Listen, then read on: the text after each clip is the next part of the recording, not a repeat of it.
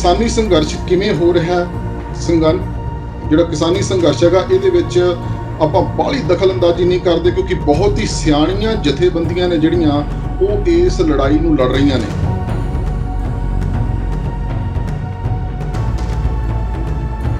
ਤੁਸੀਂ ਇਸ ਦੇ ਵਾਸਤੇ ਉਪਰਾਲਾ ਕੀ ਕਰਦੇ ਪਏ ਇੱਥੇ ਬੈਠ ਕੇ ਜੀ? ਮੈਨੂੰ ਇਹ ਪਤਾ ਲੱਗਿਆ ਵੀ ਤੁਸੀਂ ਯੂਨਾਈਟਿਡ ਨੇਸ਼ਨ ਤੱਕ, WHO ਤੱਕ ਤੇ ਵਰਲਡ ਬੈਂਕ ਤੱਕ ਵੀ ਪਹੁੰਚ ਕੀਤੀ ਹੈ। ਤੁਸੀਂ ਸਾਡੇ ਦਰਸ਼ਕਾਂ ਨੂੰ ਦੱਸੋਗੇ ਕਿ ਕਿਸ ਤਰੀਕੇ ਦੇ ਨਾਲ ਦੂਜੇ ਲੋਕ, ਅਸੀਂ ਜਿੱਥੇ ਮਰਜ਼ੀ ਬੈਠੇ ਹੋਈਏ, ਅਸੀਂ ਵੀ ਹੈਲਪ ਕਰ ਸਕਦੇ ਹਾਂ ਇਸ ਪ੍ਰੋਜੈਕਟ ਦੇ ਵਿੱਚ? ਇੱਕ ਤਾਂ ਜੀ ਜਿਹੜੀ ਗੱਲ ਬਾਹਰ ਬੈਠਿਆਂ ਨੂੰ ਇਹ ਫਿੱਟ ਨਹੀਂ ਆ ਰਹੀ ਜੀ ਕਿ ਇਹ ਜਿਹੜਾ ਕਾਨੂੰਨ ਹੈ ਇਹ ਸਹੀ ਸਮਾਂ ਸੀਗਾ ਕਾਨੂੰਨ ਨੂੰ ਲਿਆਉਣ ਵਾਸਤੇ। ਕਿ ਮਾਰਚ ਦੇ ਵਿੱਚ ਕਰੋਨਾ ਆ ਜਾਂਦਾ, ਜੂਨ ਦੇ ਵਿੱਚ ਇਹ ਬਿੱਲ ਆ ਜਾਂਦਾ, ਸਤੰਬਰ ਦੇ ਵਿੱਚ ਇਹਨੂੰ ਲਾਗੂ ਕਰ ਦਿੱਤਾ ਜਾਂਦਾ, ਤੇ ਕਿਤੇ ਨਾ ਕਿਤੇ ਜਿਹੜਾ ਸੰਘਰਸ਼ ਕਰਨ ਦਾ ਜਿਹੜਾ ਰਾਹ ਹੈਗਾ ਉਹਨੂੰ ਕਰੋਨਾ ਨੇ ਰੋਕਿਆ।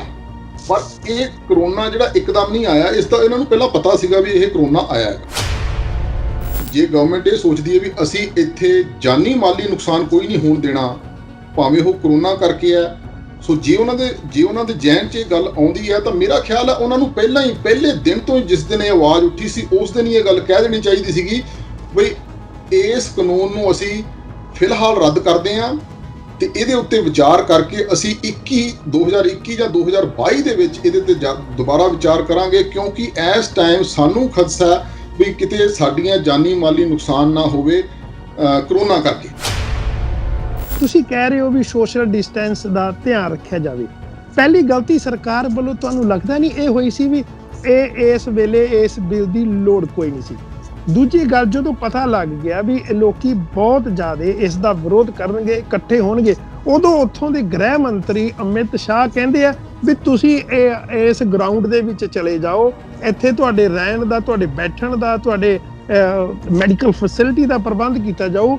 6 ਲੱਖ ਬੰਦਾ ਇੱਕ ਗਰਾਊਂਡ ਦੇ ਵਿੱਚ ਤੁਸੀਂ ਇਕੱਠਾ ਕਰਦੇ ਹੋ, ਇਟ ਮੀਨਸ ਤੁਸੀਂ ਤਾਂ ਆਪ ਸੱਦਾ ਦੇ ਰਹੇ ਹੋ। ਆਮ ਸੰਗਤ ਨੂੰ ਇਸ ਗੱਲ ਦਾ ਪਤਾ ਜੀ, ਡਜ਼ ਨਾਟ ਮੈਟਰ ਕੀ ਹੁੰਦਾ, ਆਪਾਂ ਆਪਣੀ ਮਿੱਟੀ ਦੇ ਉੱਤੇ ਜਾ ਕੇ ਆਪਣੀ ਜਾਨ ਦੇਣਾ ਚਾਹੁੰਦੇ ਹਾਂਗੇ।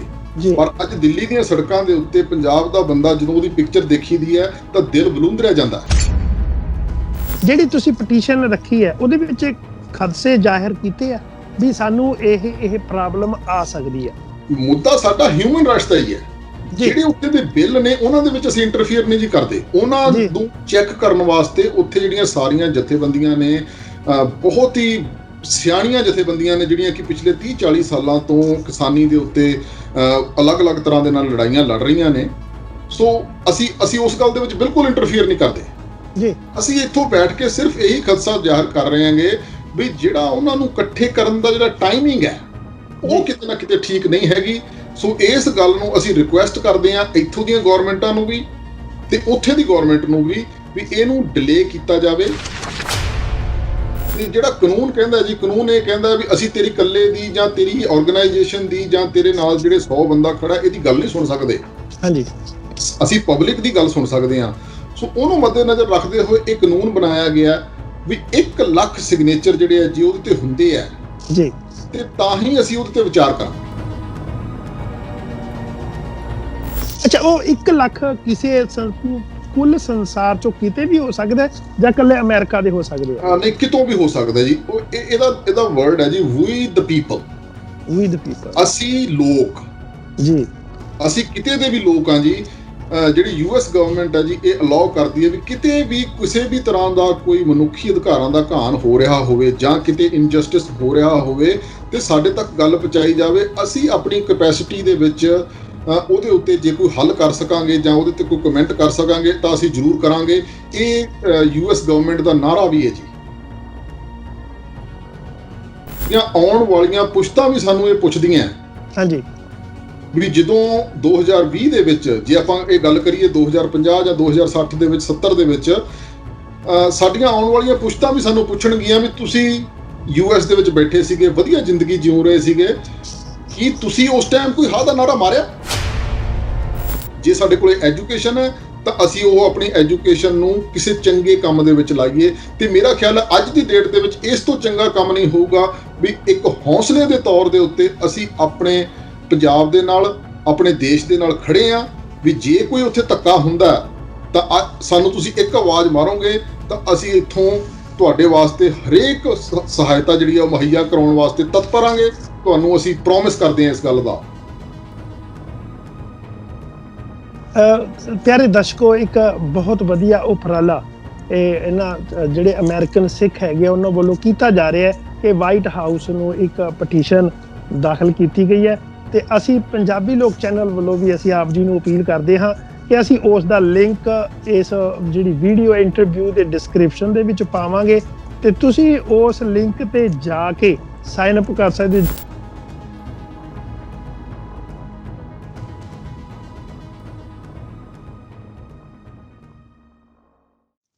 ਪੰਜਾਬੀ ਲੋਕ ਚੈਨਲ ਲਈ ਮੈਂ ਹਰਪਾਲ ਸਿੰਘ ਸੁਨਾਮ ਆਪ ਜੀ ਦਾ ਸਵਾਗਤ ਕਰਦਾ ਹਾਂ। ਇਸ ਵੇਲੇ ਕਿਸਾਨੀ ਅੰਦੋਲਨ ਬਹੁਤ ਸਿਖਰਾਂ ਤੇ ਹੈ ਤੇ ਹਰ ਇੱਕ ਪੰਜਾਬੀ ਵੱਲੋਂ, ਚਾਹੇ ਉਹ ਕਿਸੇ ਵੀ ਮੁਲਕ ਦੇ ਵਿੱਚ ਵਸ ਰਿਹਾ ਹੋਵੇ, ਇਸ ਦੇ ਵਿੱਚ ਆਪਣੇ ਆਪਣੇ ਤਰੀਕੇ ਦੇ ਨਾਲ ਯੋਗਦਾਨ ਪਾਇਆ ਜਾ ਰਿਹਾ। ਜਿਹੜੇ ਇੰਡੀਆ ਦੇ ਵਿੱਚ ਨੇ ਉਹ ਕੋਸ਼ਿਸ਼ ਕਰਦੇ ਆ ਕਿ ਆਪਾਂ ਦਿੱਲੀ ਜਾ ਕੇ ਇਸ ਅੰਦੋਲਨ ਦੇ ਵਿੱਚ ਹਿੱਸਾ ਪਾਈਏ, ਜਿੱਥੇ ਬਜ਼ੁਰਗ, ਬੱਚੇ, ਬੀਬੀਆਂ ਤੇ ਨੌਜਵਾਨ ਸਾਰਿਆਂ ਵੱਲੋਂ ਆਪਣੇ ਆਪਣੇ ਤਰੀਕੇ ਦੇ ਨਾਲ ਯੋਗਦਾਨ ਪਾਇਆ ਜਾ ਰਿਹਾ। ਅੱਜ ਅਸੀਂ ਆਪ ਜੀ ਦੇ ਨਾਲ ਇੱਕ ਐਸੀ ਸ਼ਖਸੀਅਤ ਨੂੰ ਮਿਲਾਉਣ ਜਾ ਰਹੇ ਹਾਂ ਜੋ ਕਿ ਬੜੇ ਨਵੇਕਲੇ ਤਰੀਕੇ ਦੇ ਨਾਲ ਇਸ ਜਿਹੜਾ ਅੰਦੋਲਨ ਹੈ ਇਸ ਨੂੰ ਸਪੋਰਟ ਕਰ ਰਿਹਾ ਤੇ ਉਸ ਸ਼ਖਸੀਅਤ ਦੀ ਖਾਸੀਅਤ ਹੈ ਕਿ ਇਸ ਵੱਲੋਂ ਪਹਿਲੇ ਵੀ US ਦੇ ਵਿੱਚ ਐਸੇ ਮਸਲਿਆਂ ਦੇ ਉੱਤੇ ਕਾਨੂੰਨੀ ਤਰੀਕੇ ਦੇ ਨਾਲ, ਕਾਨੂੰਨੀ ਪੱਖ ਦੇ ਰੱਖ ਕੇ ਇਸ ਆਪਣੇ ਆਪਣੇ ਜਿਹੜੇ ਮਸਲੇ ਦੇ ਉੱਤੇ ਗੱਲਬਾਤ ਕੀਤੀ ਸੀ, ਉਸ ਨੂੰ ਇਹਨਾਂ ਨੇ ਮੋਰਚੇ ਨੂੰ ਫਤਿਹ ਕੀਤਾ। ਇਹਨਾਂ ਦੇ ਕੋਲ ਐਕਸਪੀਰੀਅੰਸ ਹੈ। ਆਪਾਂ ਗੱਲ ਕਰਦੇ ਹਾਂ ਵੀ ਇਸ ਮਸਲੇ ਦੇ ਉੱਤੇ ਕਾਨੂੰਨੀ ਪੱਖ, ਕਾਨੂੰਨੀ ਨਜ਼ਰੀਏ ਦੇ ਨਾਲ ਆਪਾਂ ਇਸ ਮੋਰਚੇ ਨੂੰ ਕਿਵੇਂ ਫਤਿਹ ਕਰ ਸਕਦੇ ਹਾਂ। ਮੇਰੀ ਮੁਰਾਦ ਹੈ ਜੀ ਮੇਰੇ ਨਾਲ ਇੱਥੋਂ ਸਰਦਾਰ ਹਰਜੀਪਾਲ ਸਿੰਘ ਜੀ। ਆਪਾਂ ਗੱਲਬਾਤ ਕਰਦੇ ਹਾਂ। ਹਾਂਜੀ ਭਾਈ ਸਾਹਿਬ ਜੀ, ਪੰਜਾਬੀ ਲੋਕ ਚੈਨਲ ਵਿੱਚ ਤੁਹਾਡਾ ਸਵਾਗਤ ਹੈ। ਵਾਹਿਗੁਰੂ ਜੀ ਕਾ ਖਾਲਸਾ, ਵਾਹਿਗੁਰੂ ਜੀ ਕੀ ਫਤਿਹ। ਵਾਹਿਗੁਰੂ ਜੀ ਕਾ ਖਾਲਸਾ, ਵਾਹਿਗੁਰੂ ਜੀ ਕੀ ਫਤਿਹ। ਧੰਨਵਾਦ ਜੀ। ਹਾਂਜੀ ਭਾਈ ਸਾਹਿਬ ਜੀ, ਜਿਹੜਾ ਕਿਸਾਨੀ ਅੰਦੋਲਨ ਚੱਲਦਾ ਪਿਆ ਉਸ ਦੇ ਵਿੱਚ ਤੁਸੀਂ ਕਿਵੇਂ ਸੋਚਦੇ ਹੋ ਵੀ ਤੁਸੀਂ ਅਮਰੀਕਾ ਵਿੱਚ ਬੈਠ ਕੇ ਜਿਹੜੀਆਂ ਤਾਰਾਂ ਐਸੀਆਂ ਹਿਲਾ ਸਕਦੇ ਹੋ ਇੰਡੀਆ ਗਵਰਨਮੈਂਟ ਦੀਆਂ ਕਿ ਉਹਨਾਂ ਨੂੰ ਸੋਚਣ ਲਈ ਮਜਬੂਰ ਕਰ ਸਕਦੇ ਹੋ? ਕਿਹੜਾ ਤੁਹਾਡੇ ਕੋਲ ਐਸੀ ਜਾਦੂ ਦੀ ਛੜੀ ਹੈ? ਸਭ ਤੋਂ ਪਹਿਲਾਂ ਤਾਂ ਜੀ ਆਪਾਂ ਗੱਲ ਸਟਾਰਟ ਕਰਨ ਤੋਂ ਪਹਿਲਾਂ ਆਪਣਾ ਬਣਦਾ ਵੀ ਦਿੱਲੀ ਦੀਆਂ ਬਰੂਹਾਂ ਤੇ ਬੈਠੇ ਆਪਣੇ ਜਿਹੜੇ ਸਿੰਘ ਹੈ, ਆਪਣੇ ਭੈਣ ਭਰਾ ਹੈ, ਬਜ਼ੁਰਗ ਹੈ, ਤੇ ਸਭ ਤੋਂ ਪਹਿਲਾਂ ਆਪਣਾ ਬਣਦਾ ਵੀ ਅਸੀਂ ਜਿਹੜੇ ਸ਼ਹੀਦ ਹੋਏ ਆ ਉਹਨਾਂ ਨੂੰ ਸ਼ਰਧਾਂਜਲੀ ਭੇਂਟ ਕਰੀਏ। ਸੋ ਮੈਂ ਉਹਨਾਂ ਨੂੰ ਸਿਰ ਝੁਕਾ ਕੇ ਸ਼ਰਧਾਂਜਲੀ ਭੇਂਟ ਕਰਦਾ। ਤੇ ਦੂਸਰਾ, ਜਿਹੜੇ ਸਾਡੇ ਪੰਜਾਬ ਦੇ ਲੋਕ ਅੱਜ ਉੱਥੇ ਦਿੱਲੀ ਦੇ ਵਿੱਚ ਇੱਕ ਸੱਚ ਦੀ ਲੜਾਈ ਲੜ ਰਹੇ ਹੈਗੇ, ਉਹਨਾਂ ਨੂੰ ਸਲੂਟ ਕਰਦਾ, ਉਹਨਾਂ ਦੇ ਜਜ਼ਬੇ ਨੂੰ ਸਲੂਟ ਕਰਦਾ। ਸੋ ਹੁਣ ਆਪਾਂ ਗੱਲ ਕਰਦੇ ਹਾਂ ਜੀ ਵੀ ਇਸ ਗੱਲ ਨੂੰ ਅਸੀਂ ਕਿਵੇਂ ਦੇਖ ਰਹੇ ਹਾਂ, ਬਾਹਰਲੇ ਕੰਟਰੀ ਬੈਠ ਕੇ ਕਿਵੇਂ ਦੇਖ ਰਹੇ ਆ। ਜੀ ਬਿਲਕੁਲ। ਸੋ ਉਹਦੇ ਵਿੱਚ ਇੱਕ ਗੱਲ ਹੈ ਵੀ ਅਸੀਂ ਇੱਥੇ ਬੈਠੇ ਕੀ ਕਰ ਸਕਦੇ ਹਾਂ, ਆਪਾਂ ਯੋਗਦਾਨ ਕਿਵੇਂ ਪਾ ਸਕਦੇ ਹਾਂ। ਯੋਗਦਾਨ ਕਿਵੇਂ ਪਾ ਸਕਦੇ ਹਾਂਗੇ ਜੀ? ਪਹਿਲੀ ਤਾਂ ਗੱਲ ਹੈ ਜੀ ਵੀ ਸਾਨੂੰ ਇਹ ਗੱਲ ਪੰਜਾਬ ਦੇ ਲੋਕਾਂ ਨੂੰ ਜਾਂ ਭਾਰਤ ਦੇ ਲੋਕਾਂ ਨੂੰ ਜਾਂ ਜਿੱਥੋਂ ਅਸੀਂ ਜਿਹੜੀ ਮਿੱਟੀ ਨੇ ਸਾਨੂੰ ਜਨਮ ਦਿੱਤਾ ਉਹਨਾਂ ਨੂੰ ਅਸੀਂ ਇਹ ਜ਼ਰੂਰ ਦੱਸਣਾ ਵੀ ਅਸੀਂ ਬਾਹਰਲੇ ਮੁਲਕਾਂ ਜ਼ਰੂਰ ਆ ਗਏ ਹਾਂ ਪਰ ਅਸੀਂ ਆਪਣੀ ਮਿੱਟੀ ਦੇ ਨਾਲ ਹਜੇ ਵੀ ਜੁੜੇ ਹੋਏ ਹਾਂ ਜੀ। ਤੇ ਅੱਜ ਜਦੋਂ ਆਪਾਂ ਗੱਲ ਕਿਸਾਨੀ ਦੀ ਕਰ ਰਹੇ ਹਾਂ ਤੇ ਗੱਲ ਆਪਾਂ ਆਪਣੀ ਮਿੱਟੀ ਦੀ ਕਰ ਰਹੇ ਹਾਂ। ਬਿਲਕੁਲ। ਇਹ ਕੋਈ ਜ਼ਰੂਰੀ ਨਹੀਂ ਹੈਗਾ ਵੀ ਮੇਰੀ ਉੱਥੇ ਕਿੰਨੀ ਜ਼ਮੀਨ ਹੈ ਜਾਂ ਮੈਂ ਉੱਥੇ ਕੀ ਕਰਦਾ। ਜ਼ਰੂਰੀ ਗੱਲ ਇਹ ਹੈ ਵੀ ਜਿਹੜੀ ਮਿੱਟੀ ਨੇ ਸਾਨੂੰ ਜਨਮ ਦਿੱਤਾ, ਅੱਜ ਉਸ ਮਿੱਟੀ ਦੇ ਉੱਤੇ ਇੱਕ ਭੀੜ ਪਈ ਹੈ ਜੀ। ਅੱਜ ਸਾਡਾ ਕਿਸਾਨ ਮਹਿਸੂਸ ਕਰ ਰਿਹਾ ਵੀ ਸਾਡੀ ਮਿੱਟੀ ਦੇ ਉੱਤੇ ਕੋਈ ਹੋਰ ਪੈਰ ਰੱਖੂਗਾ। ਤੇ ਜਦੋਂ ਆਪਾਂ ਇਹ ਗੱਲ ਕਰਦੇ ਹਾਂ ਵੀ ਸਾਡੀ ਮਿੱਟੀ ਤੇ ਅਸੀਂ ਕਿਸੇ ਨੂੰ ਪੈਰ ਰੱਖਣ ਨਹੀਂ ਦੇਣਾ ਹੈਗਾ, ਤੇ ਉਦੋਂ ਸਾਡਾ ਹੱਕ ਬਣਦਾ ਅਸੀਂ ਵਾਪਸ, ਭਾਵੇਂ ਫਿਜ਼ੀਕਲੀ ਨਹੀਂ ਪਰ ਉਹਨਾਂ ਨੂੰ ਇਹ ਜ਼ਰੂਰ ਦਿਖਾਈਏ ਵੀ ਅਸੀਂ ਤੁਹਾਡੇ ਨਾਲ ਅੱਜ ਵੀ ਖੜੇ ਹਾਂ ਜੀ।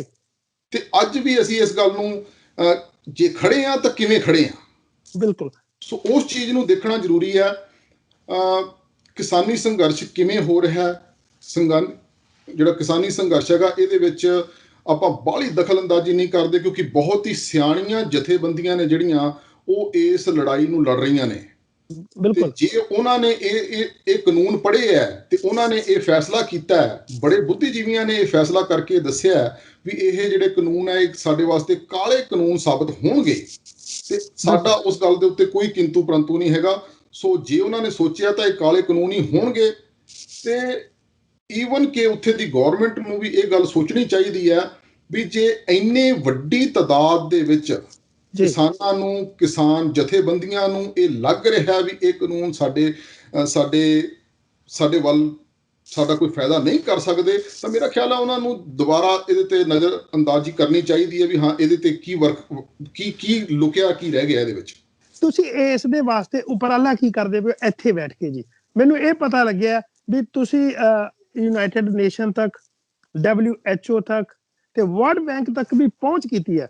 ਤੁਸੀਂ ਸਾਡੇ ਦਰਸ਼ਕਾਂ ਨੂੰ ਦੱਸੋਗੇ ਕਿ ਕਿਸ ਤਰੀਕੇ ਦੇ ਨਾਲ ਦੂਜੇ ਲੋਕ, ਅਸੀਂ ਜਿੱਥੇ ਮਰਜ਼ੀ ਬੈਠੇ ਹੋਈਏ, ਅਸੀਂ ਵੀ ਹੈਲਪ ਕਰ ਸਕਦੇ ਹਾਂ ਇਸ ਪ੍ਰੋਜੈਕਟ ਦੇ ਵਿੱਚ? ਬਿਲਕੁਲ ਜੀ। ਇਹਦੇ ਵਿੱਚ ਇੱਕ ਤਾਂ ਜੀ ਜਿਹੜੀ ਗੱਲ ਬਾਹਰ ਬੈਠਿਆਂ ਨੂੰ ਇਹ ਫਿੱਟ ਨਹੀਂ ਆ ਰਹੀ ਜੀ ਕਿ ਇਹ ਜਿਹੜਾ ਕਾਨੂੰਨ ਹੈ ਇਹ ਸਹੀ ਸਮਾਂ ਸੀਗਾ ਕਾਨੂੰਨ ਨੂੰ ਲਿਆਉਣ ਵਾਸਤੇ। ਬਿਲਕੁਲ ਇਹ ਕੁਐਸਚਨ ਹੈਗਾ, ਇਹ ਕੁਐਸਚਨ ਹੈ ਜੀ, ਇਹ ਬੜਾ ਵੱਡਾ ਕੁਐਸਚਨ ਹੈ ਇਹ ਬਾਹਰ ਬੈਠੇ ਲੋਕਾਂ ਵਾਸਤੇ ਵੀ ਕੀ ਇਹ ਸਹੀ ਸਮਾਂ ਸੀਗਾ। ਜਦੋਂ ਕਿ ਮਾਰਚ ਦੇ ਵਿੱਚ ਕਰੋਨਾ ਆ ਜਾਂਦਾ, ਜੂਨ ਦੇ ਵਿੱਚ ਇਹ ਬਿੱਲ ਆ ਜਾਂਦਾ, ਸਤੰਬਰ ਦੇ ਵਿੱਚ ਇਹਨੂੰ ਲਾਗੂ ਕਰ ਦਿੱਤਾ ਜਾਂਦਾ, ਤੇ ਕਿਤੇ ਨਾ ਕਿਤੇ ਜਿਹੜਾ ਸੰਘਰਸ਼ ਕਰਨ ਦਾ ਜਿਹੜਾ ਰਾਹ ਹੈਗਾ ਉਹਨੂੰ ਕਰੋਨਾ ਨੇ ਰੋਕਿਆ। ਪਰ ਇਹ ਕਰੋਨਾ ਜਿਹੜਾ ਇੱਕਦਮ ਨਹੀਂ ਆਇਆ, ਇਸ ਦਾ ਇਹਨਾਂ ਨੂੰ ਪਹਿਲਾਂ ਪਤਾ ਸੀਗਾ ਵੀ ਇਹ ਕਰੋਨਾ ਆਇਆ ਹੈਗਾ। ਤਾਂ ਜਦੋਂ ਆਪਾਂ ਇਸ ਗੱਲ ਨੂੰ ਹਿਊਮਨ ਰਾਈਟਸ ਦੇ ਨਾਲ ਜੋੜ ਕੇ ਦੇਖਦੇ ਹਾਂ ਤਾਂ ਇਹ ਗੱਲ ਸਾਹਮਣੇ ਆਉਂਦੀ ਹੈ ਵੀ ਜਦੋਂ ਵੀ ਕਿਸੇ ਵੀ ਪਬਲਿਕ ਨੂੰ ਕਿਸੇ ਵੀ ਤਰ੍ਹਾਂ ਦਾ ਪਬਲਿਕਲੀ ਨੁਕਸਾਨ ਹੁੰਦਾ ਤਾਂ ਉਹਨੂੰ ਰੋਕਣਾ ਗਵਰਨਮੈਂਟ ਦਾ ਫਰਜ਼ ਹੈ ਜੀ। ਤੇ ਸਾਡੀਆਂ ਇੱਥੇ ਦੀਆਂ ਜਿਹੜੀਆਂ ਗਵਰਨਮੈਂਟਸ ਨੇ ਉਹਨੂੰ ਰੋਕ ਵੀ ਰਹੀਆਂ ਨੇ।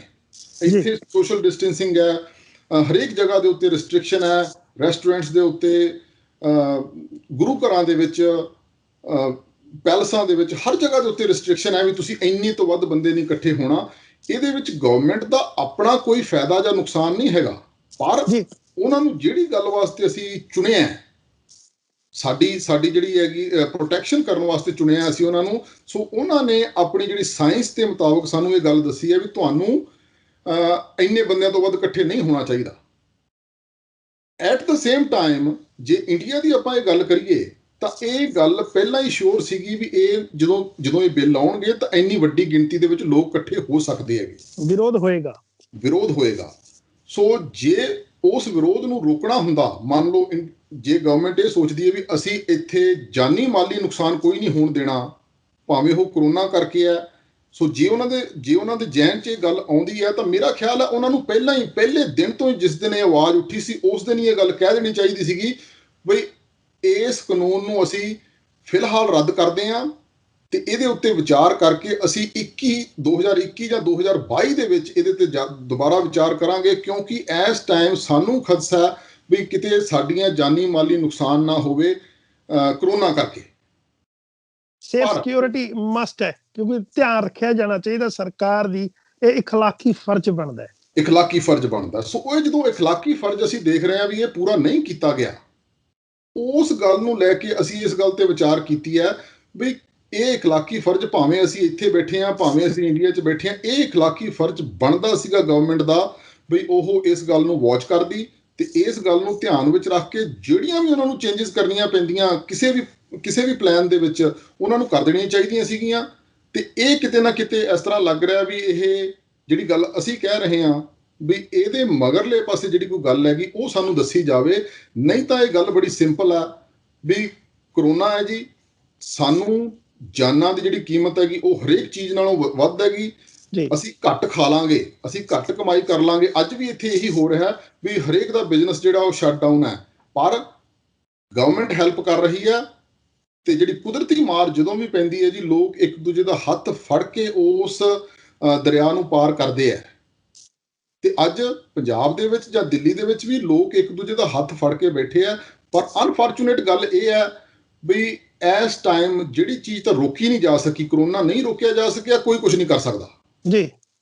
ਪਰ ਕੋਈ ਬਿੱਲ ਹੈ, ਕੋਈ ਵਿਆਹ ਹੈ, ਕੋਈ ਸਮਾਗਮ ਹੈ, ਇਹ ਚੀਜ਼ਾਂ ਤਾਂ ਰੋਕੀਆਂ ਜਾ ਸਕਦੀਆਂ ਨੇ। ਤੇ ਗਵਰਨਮੈਂਟ ਦਾ ਪਹਿਲਾ ਫਰਜ਼ ਬਣਦਾ ਹੈ, ਹਰੇਕ ਗਵਰਨਮੈਂਟ ਦਾ ਪਹਿਲਾ ਫਰਜ਼ ਬਣਦਾ ਵੀ ਇਸ ਚੀਜ਼ ਨੂੰ ਰੋਕਿਆ ਜਾਵੇ ਤੇ ਜਾਨੀ ਨੁਕਸਾਨ ਤੋਂ ਬਚਾਇਆ ਜਾ ਸਕੇ। ਪਬਲਿਕ ਹੈ ਉਹਨੂੰ ਬਚਾਇਆ ਜਾਵੇ। ਇੱਕ ਇੱਕ ਇਸ ਸਵਾਲ ਕਰਕੇ ਇੱਕ ਸਵਾਲ ਇਹ ਹੁੰਦਾ ਹੈ, ਤੁਸੀਂ ਕਹਿ ਰਹੇ ਹੋ ਵੀ ਸੋਸ਼ਲ ਡਿਸਟੈਂਸ ਦਾ ਧਿਆਨ ਰੱਖਿਆ ਜਾਵੇ। ਪਹਿਲੀ ਗਲਤੀ ਸਰਕਾਰ ਵੱਲੋਂ ਤੁਹਾਨੂੰ ਲੱਗਦਾ ਨਹੀਂ ਇਹ ਹੋਈ ਸੀ ਵੀ ਇਹ ਇਸ ਵੇਲੇ ਇਸ ਬਿੱਲ ਦੀ ਲੋੜ ਕੋਈ ਨਹੀਂ ਸੀ?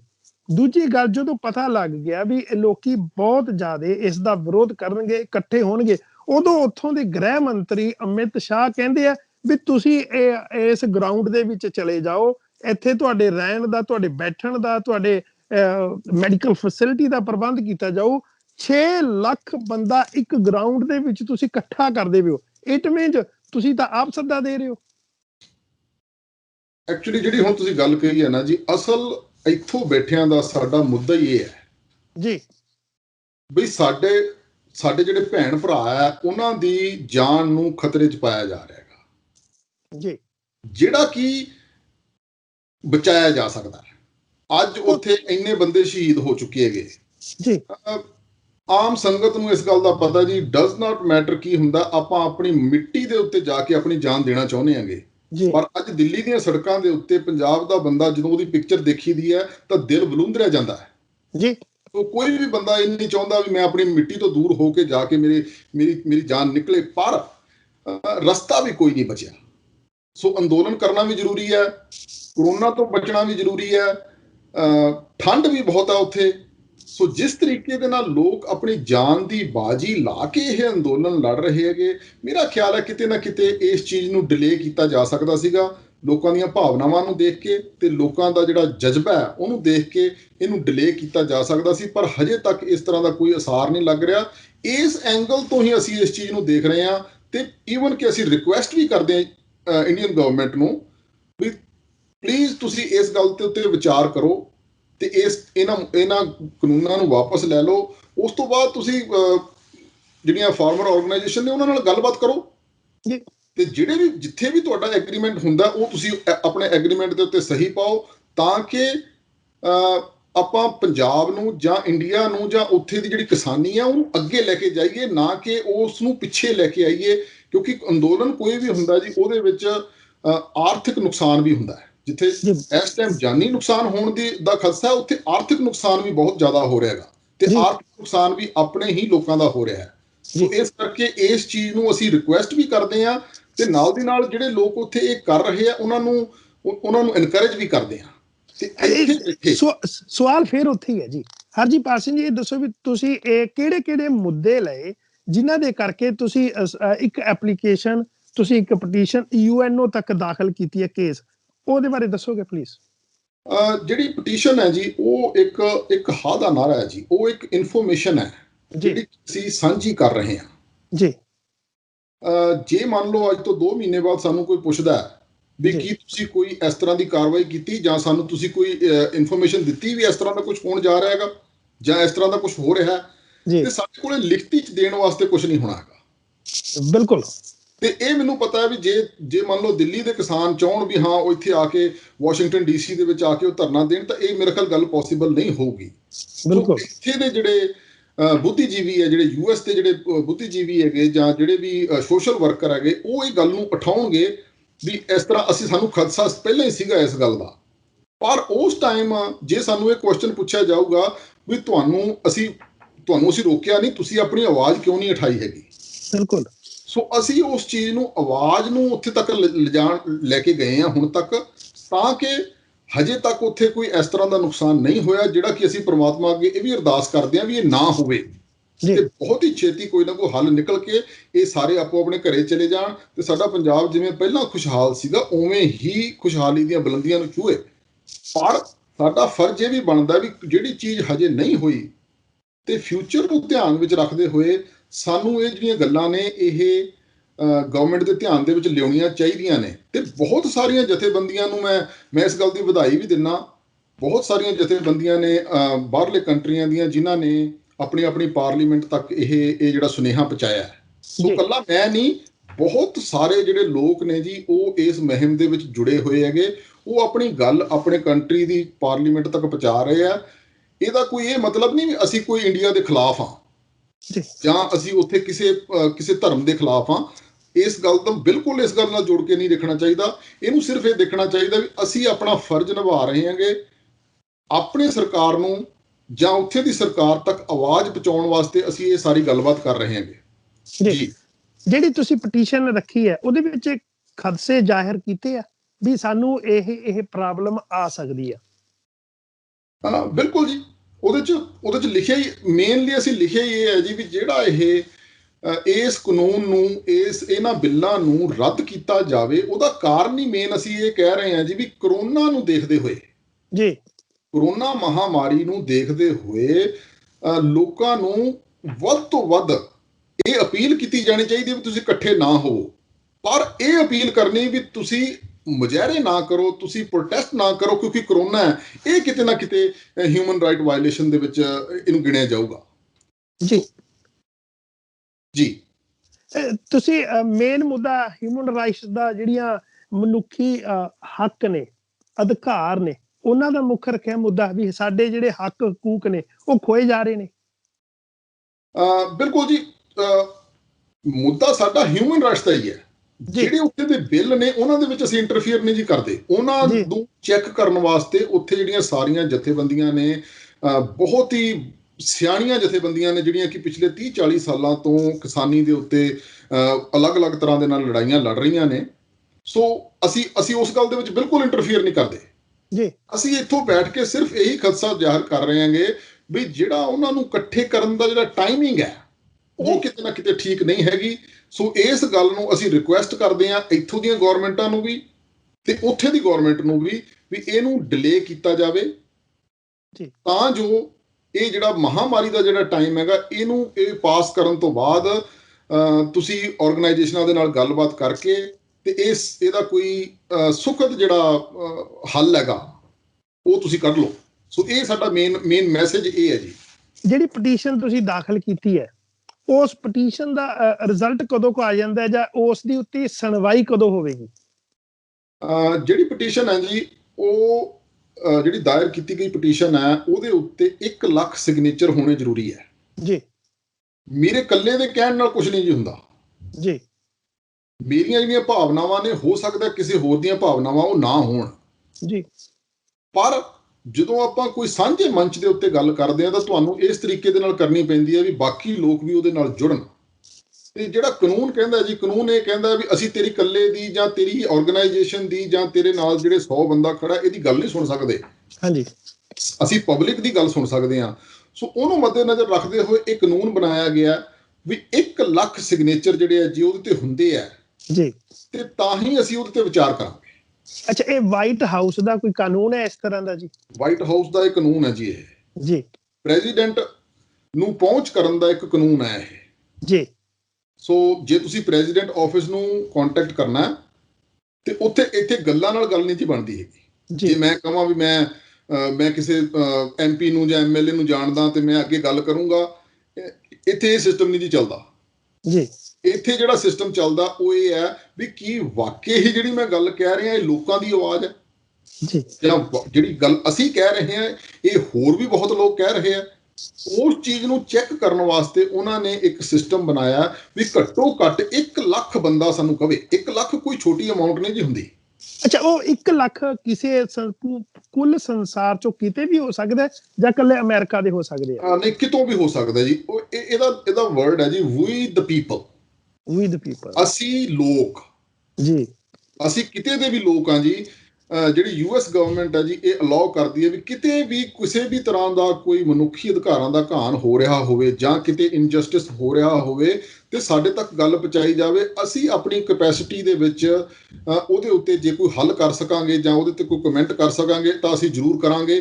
ਇਹ US ਗਵਰਨਮੈਂਟ ਦਾ ਨਾਰਾ ਵੀ ਹੈ ਜੀ ਤੇ ਇਹ ਬਾਕੀ ਕੰਟਰੀਆਂ ਦਾ ਵੀ ਨਾਰਾ ਇਹੀ ਹੈ। ਕੈਨੇਡਾ ਦੇ ਪ੍ਰਾਈਮ ਮਿਨਿਸਟਰ ਨੇ ਵੀ ਇਹ ਗੱਲ ਕਹੀ ਹੈ।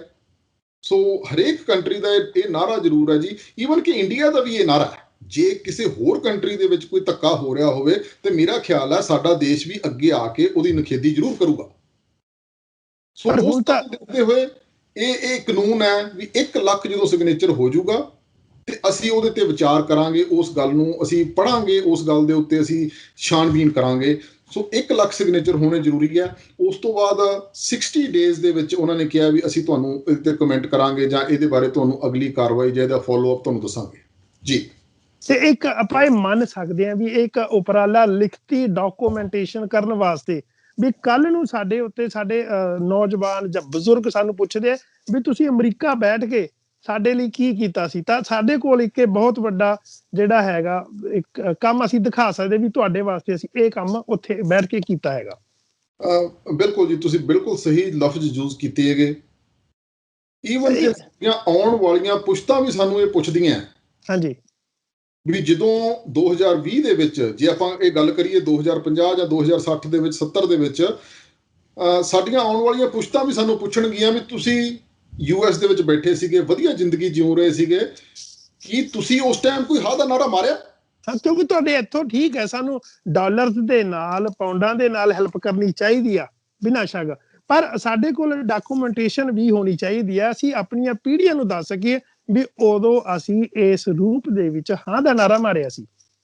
ਬਿਲਕੁਲ ਜੀ, ਤੁਸੀਂ ਮੈਂ ਤੁਹਾਨੂੰ ਇਹਦੀ ਇੱਕ ਐਗਜ਼ਾਮਪਲ ਦਿੰਦਾ। ਇੱਕ ਬੜੀ ਫੋਟੋ ਸਰਕੂਲੇਟ ਹੋ ਰਹੀ ਹੈਗੀ, ਇਹ ਅਰਾਊਂਡ 200 ਸਾਲ ਪਹਿਲਾਂ ਦੀ ਹੈ, US ਦੀ ਫੋਟੋ ਹੈਗੀ, ਜਿਹਦੇ ਵਿੱਚ ਕੀ ਪੱਗਾਂ ਬੰਨੀਆਂ ਆਪਣੇ ਪੰਜਾਬੀ ਜਿਹੜੇ ਆ ਉਹ ਰੇਲਵੇ ਟਰੈਕਾਂ ਤੇ ਕੰਮ ਕਰ ਰਹੇ ਆ। ਇਹਦੀਆਂ ਪਿਕਚਰਾਂ ਕੈਲੀਫੋਰਨੀਆ ਦੇ ਕਈ ਰੈਸਟ ਏਰੀਆ ਦੇ ਵਿੱਚ ਵੀ ਲੱਗੀਆਂ ਹੋਈਆਂ ਨੇ ਜੀ। ਜਦੋਂ ਅਸੀਂ ਉਹ ਪਿਕਚਰ ਨੂੰ ਐਕਚੁਅਲੀ ਦੇਖਦੇ ਆਂਗੇ ਤੇ ਸਾਡੇ ਦਿਲ ਦੇ ਵਿੱਚ ਇੱਕ ਹੂਕ ਉੱਠਦੀ ਹੈ ਜੀ। ਉਹ ਹੂਕ ਇਸ ਗੱਲ ਦੀ ਹੈ ਵੀ ਸਾਡੇ ਆਪਣੇ, ਹਾਲਾਂਕਿ ਮੈਨੂੰ ਨਹੀਂ ਪਤਾ ਉਹ ਕੌਣ ਨੇ, ਸਾਡੇ ਆਪਣੇ ਇੰਨੇ ਸਾਲ ਪਹਿਲਾਂ ਇੱਥੇ ਆਏ ਤੇ ਉਹਨਾਂ ਨੇ US ਦੇ ਵਿੱਚ ਇਹਨਾਂ ਦਾ ਇਨਫਰਾਸਟ੍ਰਕਚਰ ਖੜਾ ਕਰਨ ਦੇ ਵਿੱਚ ਇਹ ਮਦਦ ਕੀਤੀ। ਹਾਲਾਂਕਿ ਹੁਣ ਇਸ ਟਾਈਮ ਬਹੁਤ ਲੋਕ ਆ ਗਏ ਆ, ਪਰ ਇੱਕੋ ਗੱਲ ਨੂੰ ਯਾਦ ਕੀਤਾ ਜਾਂਦਾ ਹੈ। ਸੋ ਉਹ ਜਿਹੜੀ ਯਾਦਗਾਰ ਹੈ, ਉਹ ਜਿਹੜਾ ਇੱਕ ਫਰਜ਼ ਹੈਗਾ, ਸਾਡਾ ਇੱਕ ਫਰਜ਼ ਬਣਦਾ ਅੱਜ ਦੀ ਡੇਟ ਦੇ ਵਿੱਚ, ਜੇ ਅਸੀਂ ਆਪਣੇ ਆਪ ਨੂੰ ਪੜ੍ਹੇ ਲਿਖੇ ਕਹਾਉਂਦੇ ਆਂਗੇ ਜਾਂ ਅਸੀਂ ਇਹ ਕਹਿੰਦੇ ਹਾਂ ਵੀ ਅਸੀਂ ਉੱਥੋਂ ਆਏ ਹਾਂ, ਅਸੀਂ ਉੱਥੇ ਦੇ ਨਾਲ ਜੁੜੇ ਹੋਏ ਹਾਂ, ਇਹ ਗੱਲਾਂ ਤੋਂ ਉੱਤੇ ਦੀ ਇੱਕ ਗੱਲ ਹੈ ਜੀ। ਜਿਹੜੀਆਂ ਗੱਲਾਂ ਆਮ ਸਾਰੇ ਕਰਦੇ ਹੈਗੇ ਵੀ ਅਸੀਂ ਤੁਹਾਡੇ ਨਾਲ ਜੁੜੇ ਹੋਏ ਹਾਂ ਜੀ, ਅਸੀਂ ਤੁਹਾਡੀ ਹਰੇਕ ਤਰੀਕੇ ਨਾਲ ਹੈਲਪ ਕਰਨ ਦੀ ਗੱਲ ਕਰਦੇ ਹਾਂ, ਇਹ ਪੋਲੀਟੀਕਲ ਗੱਲਾਂ ਨੇ ਜੀ। ਜਿਹੜੀ ਸਾਨੂੰ ਪੋਲੀਟੀਕਲ ਗੱਲਾਂ ਨਹੀਂ ਜੀ ਆਉਂਦੀਆਂ ਹੈਗੀਆਂ, ਸਾਨੂੰ ਸਿਰਫ ਇੱਕੋ ਗੱਲ ਆਉਂਦੀ ਹੈ ਵੀ ਅਸੀਂ ਜੇ ਜੁੜੇ ਹੋਏ ਹਾਂ ਤਾਂ ਅਸੀਂ ਇਹ ਦਿਖਾਈਏ ਵੀ ਅਸੀਂ ਕਿਵੇਂ ਜੁੜੇ ਹੋਏ ਹਾਂ। ਜੇ ਸਾਡੇ ਕੋਲ ਐਜੂਕੇਸ਼ਨ ਹੈ ਤਾਂ ਅਸੀਂ ਉਹ ਆਪਣੀ ਐਜੂਕੇਸ਼ਨ ਨੂੰ ਕਿਸੇ ਚੰਗੇ ਕੰਮ ਦੇ ਵਿੱਚ ਲਾਈਏ। ਤੇ ਮੇਰਾ ਖਿਆਲ ਹੈ ਅੱਜ ਦੀ ਡੇਟ ਦੇ ਵਿੱਚ ਇਸ ਤੋਂ ਚੰਗਾ ਕੰਮ ਨਹੀਂ ਹੋਊਗਾ ਵੀ ਇੱਕ ਹੌਸਲੇ ਦੇ ਤੌਰ ਦੇ ਉੱਤੇ ਅਸੀਂ ਆਪਣੇ ਪੰਜਾਬ ਦੇ ਨਾਲ, ਆਪਣੇ ਦੇਸ਼ ਦੇ ਨਾਲ ਖੜੇ ਹਾਂ ਵੀ ਜੇ ਕੋਈ ਉੱਥੇ ਧੱਕਾ ਹੁੰਦਾ ਤਾਂ ਸਾਨੂੰ ਤੁਸੀਂ ਇੱਕ ਆਵਾਜ਼ ਮਾਰੋਗੇ ਤਾਂ ਅਸੀਂ ਇੱਥੋਂ ਤੁਹਾਡੇ ਵਾਸਤੇ ਹਰੇਕ ਸਹਾਇਤਾ ਜਿਹੜੀ ਆ ਉਹ ਮੁਹੱਈਆ ਕਰਾਉਣ ਵਾਸਤੇ ਤਤਪਰ ਆਂਗੇ। ਤੁਹਾਨੂੰ ਅਸੀਂ ਪ੍ਰੋਮਿਸ ਕਰਦੇ ਹਾਂ ਇਸ ਗੱਲ ਦਾ। ਸੋ ਇਸ ਗੱਲ ਨੂੰ ਅੱਗੇ ਲੈ ਕੇ ਅਸੀਂ ਇਸ ਚੀਜ਼ ਨੂੰ ਅੱਗੇ ਵਧ ਰਹੇ ਹਾਂਗੇ। ਤੇ ਜਿਵੇਂ ਕਿ ਲੋਕਾਂ ਦਾ ਹੰਗਾਰਾ ਮਿਲ ਰਿਹਾ, ਜਿਵੇਂ ਕਿ ਵਰਲਡ ਦੇ ਵਿੱਚੋਂ ਮੈਨੂੰ ਕਾਲਾਂ ਆ ਰਹੀਆਂ ਨੇ, ਮੈਂ ਨਹੀਂ ਕਦੇ ਸੋਚਿਆ ਸੀਗਾ ਵੀ ਮੈਨੂੰ ਦਿਨ ਰਾਤ ਕਾਲਾਂ ਆਇਆ ਕਰਨਗੀਆਂ, ਮੈਨੂੰ ਇੰਨੇ ਮੈਸੇਜ ਆਇਆ ਕਰਨਗੇ। ਅਸੀਂ ਤਾਂ ਇੱਕ ਛੋਟੀ ਜਿਹੀ ਮੁਹਿੰਮ ਸਟਾਰਟ ਕੀਤੀ ਸੀਗੀ ਜਿਹਦੇ 'ਚ ਕਿ ਇੱਕ ਲੋਕ ਜੁੜਦੇ ਗਏ ਤੇ ਕਾਰਵਾਂ ਬਣਦਾ ਗਿਆ ਤੇ ਅੱਜ ਉਹ ਕਾਰਵਾਂ ਐਡਾ ਵੱਡਾ ਹੋ ਗਿਆ ਤੇ ਸਾਨੂੰ ਵੀ ਹੌਸਲਾ ਹੋ ਗਿਆ ਇਸ ਗੱਲ ਦਾ ਵੀ ਕਿਤੇ ਨਾ ਕਿਤੇ ਲੋਕਾਂ ਦੀ ਜਿਹੜੀ ਜ਼ਮੀਰ ਹੈ ਉਹ ਜਾਗਦੀ ਹੈ।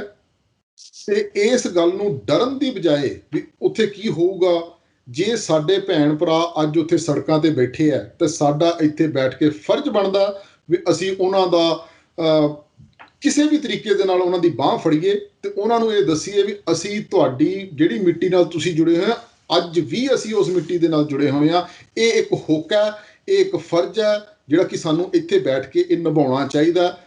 ਪੈਸੇ ਭੇਜਣੇ, ਆਰਥਿਕ ਮਦਦ ਕਰਨੀ, ਉਹਦੇ ਨਾਲ ਨਾਲ ਇਹ ਮਦਦ ਵੀ ਬਹੁਤ ਜ਼ਿਆਦਾ ਜ਼ਰੂਰੀ ਬਣਦੀ ਹੈ ਜੇ ਸਾਨੂੰ ਫਿਊਚਰ ਦੇ ਵਿੱਚ ਲੋੜ ਪੈਂਦੀ ਹੈ ਜੀ।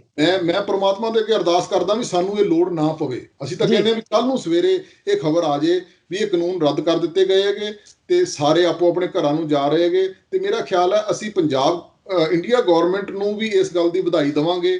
ਇੱਥੋਂ ਬੈਠ ਕੇ ਮੈਂ ਵਧਾਈ ਦਊਂਗਾ ਉਹਨਾਂ ਨੂੰ ਵੀ ਤੁਹਾਡਾ ਬਹੁਤ ਧੰਨਵਾਦ ਹੈ ਜੀ, ਤੁਸੀਂ ਇਹ ਕਾਨੂੰਨ ਰੱਦ ਕੀਤੇ ਆ, ਲੋਕਾਂ ਦੀ ਆਵਾਜ਼ ਸੁਣੀ ਹੈਗੀ। ਸੋ ਜਿਹੜੀਆਂ ਗੱਲਾਂ, ਜਿਹੜੇ ਖਦਸ਼ੇ ਆਪਾਂ ਅੱਜ ਗੌਰਮੈਂਟ ਤੱਕ ਪਹੁੰਚਾ ਰਹੇ ਹਾਂਗੇ, ਅਸੀਂ ਇਹ ਵੀ ਗੱਲ ਉਹਨਾਂ ਤੱਕ ਜ਼ਰੂਰ ਪਹੁੰਚਾਵਾਂਗੇ ਵੀ ਇਹ ਉਹ ਦੇਸ਼ ਹੈਗਾ ਜਿਹਨੇ ਐਡੇ ਵੱਡੇ ਰੋਹ ਨੂੰ, ਅੰਦੋਲਨ ਨੂੰ ਦੇਖਦੇ ਹੋਏ ਆਪਣੀਆਂ ਸਾਰੀਆਂ ਪਾਲਿਸੀਆਂ ਨੂੰ ਪਿੱਛੇ ਕਰਕੇ ਲੋਕਾਂ ਦੀ ਗੱਲ ਨੂੰ ਸੁਣਿਆ ਤੇ ਅੱਜ ਉਹਨਾਂ ਨੇ ਇਹ ਜਿਹੜੇ ਕਾਨੂੰਨ ਹੈ ਇਹ ਰੱਦ ਕਰ ਦਿੱਤੇ ਆ ਤੇ ਲੋਕਾਂ ਨੂੰ ਇਹ ਵਿਸ਼ਵਾਸ ਹੋ ਗਿਆ ਵੀ ਇਹ ਸਾਡੇ ਦੇਸ਼ ਦੀ ਗੌਰਮੈਂਟ ਹੈਗੀ, ਇਹ ਸਾਡੇ ਤੋਂ ਬਾਹਰ ਨਹੀਂ ਜਾ ਸਕਦੀ। ਅਸੀਂ ਆਪਣੀ ਗੌਰਮੈਂਟ ਤੋਂ ਕੋਈ ਚੀਜ਼ ਮੰਗੀ ਹੈ ਤੇ ਅੱਜ ਉਹਨਾਂ ਨੇ ਸਾਨੂੰ ਉਹ ਦੇ ਕੇ ਤੋਰਿਆ। ਅਸੀਂ ਇਸ ਗੱਲ ਦਾ ਵੀ ਧੰਨਵਾਦ ਕਰਾਂਗੇ। ਪਰ ਜੇ ਨਹੀਂ ਕਰਦੇ ਜੀ ਜੇ ਨਹੀਂ ਕਰਦੇ ਤਾਂ ਉੱਥੇ ਬਹੁਤ ਸਿਆਣੇ ਲੋਕ ਬੈਠੇ ਆ ਜੀ, ਜਿਨ੍ਹਾਂ ਨੇ ਅੱਗੋਂ ਇਹ ਜਿਹੜੀ ਸਾਰੀ ਰਣਨੀਤੀ ਬਣਾਉਣੀ ਹੈਗੀ। ਸੋ ਉਹਦੇ ਉੱਤੇ ਅਸੀਂ ਬਾਹਲਾ ਕਿੰਤੂ ਪਰੰਤੂ ਨਹੀਂ ਕਰਨਾ ਜੀ। ਸੋ ਇਹ ਸਾਡੀ ਕੋਸ਼ਿਸ਼ ਰਹੂਗੀ। ਇੱਕ ਸਵਾਲ ਸੀਗਾ, ਤੁਸੀਂ WHO ਦੀ ਵੀ ਗੱਲ ਕਰਦੇ ਹੋ ਤੇ ਵਰਲਡ ਬੈਂਕ ਦੀ ਵੀ, ਤੁਹਾਨੂੰ ਲੱਗਦਾ ਵੀ ਜਿਹੜੇ WHO ਵੱਲੋਂ ਜਾਂ ਫਿਰ ਵਰਲਡ ਬੈਂਕ ਵੱਲੋਂ ਗਾਈਡਲਾਈਨਸ ਦਿੱਤੀਆਂ ਜਾਂਦੀਆਂ ਨੇ ਇਹ ਦੇਸ਼ਾਂ ਨੂੰ, ਉਹਨਾਂ ਦੀ ਵੀ ਭਾਰਤ ਸਰਕਾਰ ਵੱਲੋਂ ਉਲੰਘਣਾ ਹੋ ਰਹੀ ਹੈ? ਬਿਲਕੁਲ ਜੀ, ਇਹਦੇ 'ਚ ਤੁਹਾਨੂੰ ਇੱਕ ਗੱਲ ਜ਼ਰੂਰ ਸਮਝਣੀ ਪਊਗੀ ਵੀ WHO ਜਿਹੜੀ ਆ ਉਹ ਸਾਰੇ ਵਰਲਡ ਦੀ ਸੰਸਥਾ ਹੈ ਜੀ। ਬਿਲਕੁਲ। ਸਿਰਫ 2 ਦੇਸ਼ਾਂ ਨੂੰ ਛੱਡ ਕੇ ਬਾਕੀ ਸਾਰੇ ਦੇਸ਼ ਉਹਦੇ ਮੈਂਬਰ ਨੇ ਜੀ। ਸੋ ਉਹ ਇੰਡੀਆ ਵੀ ਉਹਦਾ ਮੈਂਬਰ ਹੈ। ਸੋ ਇਟ ਮੀਨਸ ਕਿ ਇੰਡੀਆ ਵੀ ਕਈ ਤਰ੍ਹਾਂ ਦੀਆਂ ਹੈਲਪਸ ਲੈਂਦਾ ਉਹਨਾਂ ਤੋਂ। ਜੇ ਕੱਲ ਨੂੰ ਕੋਈ ਕਰੋਨਾ ਦੀ ਦਵਾਈ ਆ ਜਾਂਦੀ ਹੈਗੀ ਤੇ ਇੰਡੀਆ ਨੂੰ ਮੁਹੱਈਆ ਨਹੀਂ ਹੁੰਦੀ ਤਾਂ ਉਹ WHO ਨੂੰ ਗੁਹਾਰ ਲਾਉਣਗੇ ਜੀ ਵੀ ਸਾਡੇ ਲੋਕਾਂ ਨੂੰ ਵੀ ਇਹ ਸਾਡਾ ਬਣਦਾ ਹਿੱਸਾ ਸਾਨੂੰ ਦਿੱਤਾ ਜਾਵੇ, ਤੇ WHO ਇਹਦੇ ਵਿੱਚ ਇੰਟਰਫੀਅਰ ਕਰੂਗੀ। ਤੇ WHO ਨੇ ਇਹ ਸਾਰਾ ਵਰਕਆਊਟ ਕਰਕੇ ਜਿਹੜਾ 6 ਫੀਟ ਡਿਸਟੈਂਸ ਹੈਗਾ, ਜਿਹੜੀਆਂ ਵੀ ਚੀਜ਼ਾਂ ਉਹਨਾਂ ਨੇ ਬਣਾਈਆਂ, ਜਿਹੜੀਆਂ ਵੀ ਗਾਈਡਲਾਈਨਸ ਉਹਨਾਂ ਨੇ ਦਿੱਤੀਆਂ ਵੀ ਤੁਸੀਂ ਕਿਸੇ ਚੀਜ਼ ਨੂੰ ਹੱਥ ਨਾ ਲਾਓ ਜਾਂ ਇਹ ਇਸ ਤਰੀਕੇ ਨਾਲ ਫੈਲਦਾ, ਸੋ ਉਹਨਾਂ ਨੇ ਸਾਰੀਆਂ ਚੀਜ਼ਾਂ ਜਿਹੜੀਆਂ ਨੇ ਉਹ ਦੁਨੀਆ ਦੇ ਅੱਗੇ ਰੱਖੀਆਂ ਨੇ। ਇੱਕ ਦੇਸ਼ ਵਾਸਤੇ ਬੜਾ ਔਖਾ ਕੰਮ ਸੀਗਾ, ਉਹ ਆਪਣੇ ਦੇਸ਼ ਨੂੰ ਹੀ ਸਾਂਭ ਸਕਦਾ, ਪਰ WHO ਜਿਹੜਾ ਜੀ ਉਹ ਸਾਰੇ ਦੇਸ਼ਾਂ ਨੂੰ ਉਹਨਾਂ ਨੇ ਸਾਂਭਣਾ। ਤੇ ਜਿਹੜੀ ਅਸੀਂ ਉਹਨਾਂ ਨੂੰ ਗੱਲ ਦੱਸ ਰਹੇ ਹਾਂਗੇ ਜਾਂ ਸਾਡੀ ਉਹਨਾਂ ਨਾਲ ਗੱਲ ਹੋ ਰਹੀ ਹੈ, ਉਹ ਇਹੀ ਹੋ ਰਹੀ ਹੈ ਵੀ ਜੇ ਕਿਤੇ ਇਹ ਗੱਲ ਦੀ ਉੱਥੇ ਉਲੰਘਣਾ ਹੋ ਰਹੀ ਹੈ ਤਾਂ ਇਹਦੇ ਲਈ ਉਹਨਾਂ ਨੂੰ ਇੰਟਰਫੀਅਰ ਕਰਨਾ ਚਾਹੀਦਾ, ਉਹਨਾਂ ਨੂੰ ਸਮਝਾਉਣਾ ਚਾਹੀਦਾ ਬਈ ਇਸ ਟਾਈਮ ਜਿਹੜੀ ਪ੍ਰਾਇਓਰਟੀ ਹੋਣੀ ਚਾਹੀਦੀ ਹੈ ਉਹ ਜਾਨਾਂ ਬਚਾਉਣ ਦੀ ਹੋਣੀ ਚਾਹੀਦੀ ਹੈਗੀ। ਤੇ ਇਹਦੇ ਵਾਸਤੇ ਸਾਨੂੰ ਕਿਸੇ ਤਰ੍ਹਾਂ ਦੀ ਵੀ ਕੋਈ ਵੀ ਐਡਜਸਟਮੈਂਟ ਕਰਨੀ ਪੈਂਦੀ ਹੈ ਤਾਂ ਉਹ ਸਾਨੂੰ ਕਰਨੀ ਚਾਹੀਦੀ ਹੈਗੀ। ਇਸ ਜਗ੍ਹਾ ਦੇ ਉੱਤੇ WHO ਆਉਂਦਾ ਜੀ। ਦੂਸਰੀ ਗੱਲ ਤੁਸੀਂ ਕੀਤੀ ਹੈ ਵਰਲਡ ਬੈਂਕ ਦੀ ਜੀ। ਵਰਲਡ ਬੈਂਕ ਇੱਕ ਇਸ ਤਰ੍ਹਾਂ ਦੀ ਸੰਸਥਾ ਜੀ ਜਿਹੜੀ ਸਾਰੇ ਕੰਟਰੀਆਂ ਨੇ ਬਣਾਈ ਹੋਈ ਹੈ ਜੀ, ਤੇ ਉਹ ਇੱਕ ਤਰ੍ਹਾਂ ਦਾ ਬੈਂਕ ਨਹੀਂ ਹੈਗਾ, ਉਹ ਇੱਕ ਤਰ੍ਹਾਂ ਦੀ ਤੁਸੀਂ ਇਹ ਕਹਿ ਲਓ ਵੀ ਜੇ ਕਿਸੇ ਨੂੰ ਹੈਲਪ ਦੀ ਲੋੜ ਹੁੰਦੀ ਹੈ ਤਾਂ ਉਹ ਹੈਲਪ ਵੀ ਕਰਦੇ ਆ ਜੀ। ਤੇ ਮਈ 2020 ਦੇ ਵਿੱਚ ਹੀ 7,500 ਕਰੋੜ ਰੁਪਈਆ ਇਸ਼ੂ ਹੋਇਆ ਇੰਡੀਆ ਗਵਰਨਮੈਂਟ ਨੂੰ ਕਰੋਨਾ ਦੇ ਨਾਲ ਲੜਨ ਵਾਸਤੇ ਜੀ। ਸੋ ਉਹ ਵੀ ਕਿਤੇ ਨਾ ਕਿਤੇ ਅਸੀਂ ਚਾਹੁੰਦੇ ਹਾਂ ਵੀ ਉਹ ਵੀ ਚੈੱਕ ਹੋਵੇ ਵੀ ਕੀ ਉਹ ਸਹੀ ਕੰਮ ਕਰ ਰਿਹਾ ਹੈਗਾ, ਕੀ ਸਰਕਾਰਾਂ ਉਹਨੂੰ ਸਹੀ ਯੂਜ਼ ਕਰ ਰਹੀਆਂ ਨੇਗੀਆਂ। ਸੋ ਜੇ ਉਹ ਸਹੀ ਯੂਜ਼ ਕਰ ਰਹੀਆਂ ਨੇ ਤਾਂ ਉਹਦੇ ਨਾਲ ਲੱਗਦੀਆਂ ਜਿਹੜੀਆਂ ਚੀਜ਼ਾਂ ਨੇ ਉਹਨਾਂ ਦੇ ਉੱਤੇ ਵਰਕਆਊਟ ਹੋ ਰਿਹਾ, ਸੋਸ਼ਲ ਡਿਸਟੈਂਸ ਰੱਖੀ ਜਾ ਰਹੀ ਹੈਗੀ ਜਾਂ ਲੋਕਾਂ ਨੂੰ ਸਹੀ ਦਵਾਈਆਂ ਮਿਲ ਰਹੀਆਂ ਨੇ। ਸੋ ਇਹ ਚੀਜ਼ਾਂ ਨੂੰ ਵੀ ਇਸ ਗੱਲ ਦੇ ਵਿੱਚ ਲਿਆਂਦਾ ਜਾ ਰਿਹਾ ਹੈਗਾ ਵੀ ਇਹਨਾਂ ਗੱਲਾਂ ਦੇ ਉੱਤੇ ਵੀ ਜਿਹੜਾ ਵਰਲਡ ਦਾ ਧਿਆਨ ਲਿਆਂਦਾ ਜਾਵੇ। ਸੋ ਜੇ ਉੱਥੇ ਸਾਰਾ ਕੁਝ ਠੀਕ ਹੋ ਰਿਹਾ ਤੇ ਇਹ ਉਹਨਾਂ ਦੀ ਜ਼ਿੰਮੇਵਾਰੀ ਬਣਦੀ ਹੈ, ਠੀਕ ਹੋ ਰਿਹਾ ਜਾਂ ਗਲਤ ਹੋ ਰਿਹਾ ਉਹਨਾਂ ਦਾ ਚੈੱਕ ਕਰਨ ਦੀ ਜ਼ਿੰਮੇਵਾਰੀ ਵੀ ਵਰਲਡ ਬੈਂਕ ਦੀ ਜਾਂ WHO ਦੀ ਬਣਦੀ ਹੈ। ਤੇ ਤੁਸੀਂ ਸੁਣਿਆ ਹੋਣਾ ਵੀ WHO ਨੇ US ਨੂੰ ਸਹੀ ਇਨਫੋਰਮੇਸ਼ਨ ਨਹੀਂ ਦਿੱਤੀ, ਇਸ ਗੱਲ ਦਾ ਐਲੀਗੇਸ਼ਨ WHO ਤੇ ਲੱਗਿਆ ਜੀ। ਤੇ ਸੇਮ ਐਲੀਗੇਸ਼ਨ ਜਿਹੜਾ ਉਹ ਅਸੀਂ ਵੀ ਲਾ ਰਹੇ ਹਾਂ ਵੀ ਕੀ ਜੇ ਉੱਥੇ ਸਾਰਾ ਕੁਝ ਹੋ ਰਿਹਾ ਕੀ ਤੁਸੀਂ ਨਹੀਂ ਦੇਖ ਰਹੇ, ਕੀ ਤੁਸੀਂ ਕੋਈ ਦਿਸ਼ਾ ਨਿਰਦੇਸ਼ ਜਾਰੀ ਕਰ ਰਹੇ ਹੋਗੇ? ਬਿਲਕੁਲ ਸੇਮ ਐਸਪੈਕਟਸ ਦੇ ਨਾਲ ਅਸੀਂ ਵੀ ਉਸ ਗੱਲ ਨੂੰ ਦੇਖ ਰਹੇ ਹਾਂ ਜੀ। ਤੇ ਜਿਹੜੀ ਆਪਾਂ ਗੱਲ ਕਰਨੀ ਹੈ ਪਟੀਸ਼ਨ ਦੀ, ਜੇ ਉਹ ਪਟੀਸ਼ਨ ਕਿਸੇ ਨੇ ਉਸ ਵਿੱਚ ਭਾਗ ਲੈਣਾ ਹੋਵੇ, ਤਰੀਕਾ ਕੀ ਹੈ? ਤਰੀਕਾ ਜੀ ਤੁਸੀਂ ਵਾਈਟ ਹਾਊਸ ਦੀ ਵੈਬਸਾਈਟ ਤੇ ਜਾਓ, ਗੂਗਲ ਦੇ ਉੱਤੇ ਵੀ ਦ ਪੀਪਲ ਭਰੋ, ਤੁਹਾਨੂੰ ਉਹ ਵੈਬਸਾਈਟ ਖੁੱਲ ਜੂਗੀ। ਅਸੀਂ ਤੁਹਾਨੂੰ ਦੱਸ ਦਈਏ ਦਰਸ਼ਕੋ ਵੀ ਅਸੀਂ ਆਪਣੇ ਇਸ ਵੀਡੀਓ ਦੇ ਨੀਚੇ ਡਿਸਕ੍ਰਿਪਸ਼ਨ ਦੇ ਵਿੱਚ ਵੀ ਉਹ ਲਿੰਕ ਜ਼ਰੂਰ ਪਾਵਾਂਗੇ ਤੇ ਨਾਲ ਪੇਪਰ ਵਰਕ ਤੁਹਾਨੂੰ ਜ਼ਰੂਰ ਦੱਸਾਂਗੇ ਵੀ ਇਸ ਨੂੰ ਕਿਵੇਂ ਸਾਈਨ ਅਪ ਕੀਤਾ ਜਾ ਸਕਦਾ, ਕਿਵੇਂ ਪਟੀਸ਼ਨ ਕੀਤੀ ਜਾ ਸਕਦੀ ਹੈ, ਪੇਪਰ ਵਰਕ ਦਿਖਾ ਕੇ। ਤੁਸੀਂ ਥੋੜਾ ਦੱਸੋਗੇ ਵੀ ਉਹ ਤਰੀਕਾ ਕੀ ਹੈ, ਸੌਖੇ ਤਰੀਕੇ ਨਾਲ ਕਿਵੇਂ ਕੀਤੀ ਜਾ ਸਕਦੀ ਹੈ? ਬਿਲਕੁਲ ਸੌਖਾ ਤਰੀਕਾ ਜੀ, ਤੁਸੀਂ ਵੈਬਸਾਈਟ ਤੇ ਜਾਓ ਜੀ, ਆਪਣਾ ਐਡਰੈਸ ਤੇ ਈਮੇਲ ਭਰੋ ਜੀ, ਸਾਈਨ ਅਪ ਕਰੋ, ਤੁਹਾਨੂੰ ਇੱਕ ਈਮੇਲ ਆਊਗੀ ਕਨਫਰਮੇਸ਼ਨ ਵਾਸਤੇ। ਤੁਹਾਡੀ ਐਕਚੁਅਲ ਈਮੇਲ ਜਿਹੜੀ ਵੀ ਤੁਸੀਂ ਉਹਦੇ 'ਚ ਭਰੋਗੇ ਉਹਦੇ 'ਚ ਤੁਹਾਨੂੰ ਜਾਣਾ ਪਊਗਾ, ਉਹਦੇ ਵਿੱਚ ਜਾ ਕੇ ਤੁਹਾਨੂੰ ਇਹ ਕਨਫਰਮ ਕਰਨਾ ਪਊਗਾ ਵੀ ਮੈਂ ਇਹ ਪਟੀਸ਼ਨ ਸਾਈਨ ਕੀਤੀ ਹੈ ਜੀ। ਜਦੋਂ ਤੁਸੀਂ ਉਹਦੇ 'ਚ ਕਨਫਰਮੇਸ਼ਨ ਦੇ ਉੱਤੇ ਕਲਿੱਕ ਕਰੋਗੇ ਤਾਂ ਤੁਹਾਨੂੰ ਇੱਕ ਮੈਸੇਜ ਆਊਗਾ ਵੀ your petition is successfully submitted ਜੀ। ਸੋ ਇਟ ਮੀਨਸ ਕਿ ਤੁਸੀਂ ਜੀ ਇਸ ਜਿਹੜੀ ਇਤਿਹਾਸਕ ਚੀਜ਼ ਹੋਣ ਜਾ ਰਹੀ ਹੈਗੀ ਉਹਦਾ ਤੁਸੀਂ ਹਿੱਸਾ ਬਣ ਗਏ ਹੋ। ਜਿਹੜਾ ਹਾਂ ਦਾ ਨਾਰਾ ਆਪਾਂ ਉੱਥੇ ਦੇ ਲੋਕਾਂ ਵਾਸਤੇ ਮਾਰਨਾ, ਉਹਦਾ ਤੁਸੀਂ ਆਫੀਸ਼ੀਅਲੀ ਹਿੱਸਾ ਬਣ ਗਏ ਹੋ ਜੀ। ਤੇ ਤੁਸੀਂ ਇੱਥੋਂ ਇੱਕ ਇਸ ਤਰ੍ਹਾਂ ਦੀ ਚੀਜ਼ ਜਿਹੜੀ ਹੈਗੀ ਉਹਨੂੰ ਇਨੀਸ਼ੀਏਟ ਕਰ ਦਿੱਤਾ ਜਿਹਦੀ ਕਿ ਜੇ ਆਪਾਂ ਨੂੰ ਫਿਊਚਰ ਦੇ ਵਿੱਚ ਲੋੜ ਪੈਂਦੀ ਹੈ ਤਾਂ ਅਸੀਂ ਆਪਣੀਆਂ ਅਗਲੀਆਂ ਪੀੜ੍ਹੀਆਂ ਨੂੰ ਦਿਖਾ ਸਕਦੇ ਹਾਂਗੇ ਵੀ ਦੇਖੋ ਜੀ, ਮੈਂ ਉਸ ਟਾਈਮ ਆਹ ਕੰਮ ਕੀਤਾ, ਮੈਂ ਉਸ ਟਾਈਮ ਇਸ ਪਟੀਸ਼ਨ ਤੇ ਸਾਈਨ ਕੀਤੇ, ਉਸ ਪਟੀਸ਼ਨ ਦੇ ਨਾਲ ਫਿਰ ਉਸ ਤੋਂ ਬਾਅਦ ਆਹ ਹੋਇਆ, ਜਿਹੜਾ ਕਿ ਫਿਊਚਰ ਦੇ ਵਿੱਚ ਦੇਖਣ ਵਾਲੀ ਗੱਲ ਹੋਊਗੀ ਜੀ।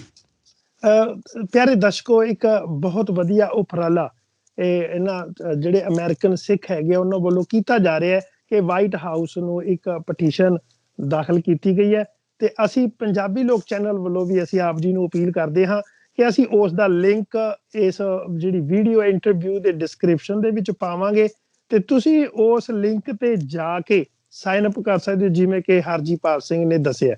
ਹਾਂਜੀ, ਲਾਸਟ ਦੇ ਵਿੱਚ ਤੁਸੀਂ ਕੋਈ ਮੈਸੇਜ ਦੇਣਾ ਚਾਹੋ? ਬਿਲਕੁਲ ਜੀ, ਮੈਸੇਜ ਬਾਹਰਲਿਆਂ ਵਾਸਤੇ ਵੀ ਹੈ ਤੇ ਉੱਥੇ ਬੈਠੇ ਵਾਲੇ ਲੋਕਾਂ ਵਾਸਤੇ ਵੀ ਹੈ। ਬਾਹਰਲਿਆਂ ਵਾਸਤੇ ਮੈਸੇਜ ਇਹ ਹੈ ਜੀ ਵੀ ਤੁਸੀਂ ਹਰੇਕ ਚੀਜ਼ ਦੇ ਉੱਤੇ ਨਿਗਾਹ ਰੱਖੋ, ਜਿਸ ਚੀਜ਼ ਦੀ ਵੀ ਜ਼ਰੂਰਤ ਹੈ ਉੱਥੇ ਉਹ ਚੀਜ਼ ਆਪਾਂ ਉਹਨਾਂ ਨੂੰ ਮੁਹੱਈਆ ਕਰਵਾਈਏ।